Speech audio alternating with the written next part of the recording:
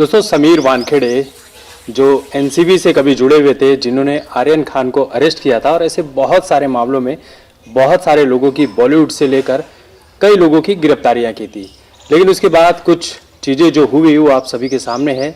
समीर वानखेड़े के साथ क्या क्या हुआ हम सभी ने देखा। फिलहाल समीर वानखेड़े जो हैं वो द ललन टॉप के साथ एक इंटरव्यू में आए थे और वहाँ पर उनसे कुछ सवाल किए गए। सवाल शाहरुख खान को लेकर जब किया गया तो उन्होंने उस पर उनका नाम नहीं लिया, ना ही आर्यन खान का नाम लिया।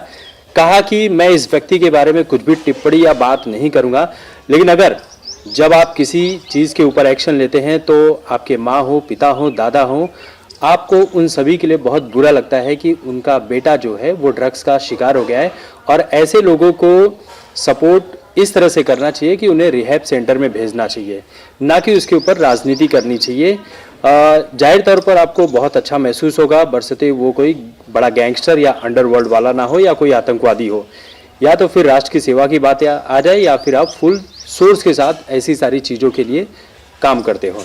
उसके बाद कहते हैं कि हमने एक महिला पेडलर को भी पकड़ा था जिसका एक छोटा बच्चा है, उसके पास पैसे नहीं थे कि वो बच्चे को दूध पिला सके। तो आपको बिल्कुल बुरा लगता है, मगर आपको रिकवरी करनी पड़ती है क्योंकि वो आपकी ड्यूटी है। इसके बाद समीर वानखेड़े को लेकर चैट्स जो शाहरुख खान के साथ लीक हो गई थी उसके बारे में बातचीत किया गया। तो वहाँ पर समीर वानखेड़े कहते हैं कि ये सब कुछ सारी चीज़ें मैंने कोर्ट में जमा करवा दी है, मैं इसके बारे में कोई बात नहीं करूँगा। जहाँ पर समीर वानखेड़े से कुछ ऐसे सवालात किए गए जो उन्हें नहीं देना था, तो उन्होंने सीधे सीधे ये कह दिया कि ये कोर्ट का मामला है, कोर्ट में मैंने अपने जवाब को दे दिया है। मीडिया में वो जवाब नहीं देना चाहते थे। साथ ही समीर वानखेड़े ये भी कहते हैं कि कई बड़े ऑपरेशंस हो या छोटे ऑपरेशंस हो, स्लम्स में जाकर ऐसे कई जगहों पर जाकर मैं खुद भी उन सब चीज़ों के बारे में जांच पड़ताल करता हूं, उनका हिस्सा होता है। ऐसा नहीं होता कि मैं बंद कमरे में ऑफिस में बैठा हुआ, मैं भी उन सभी चीज़ों का हिस्सा होता हूं।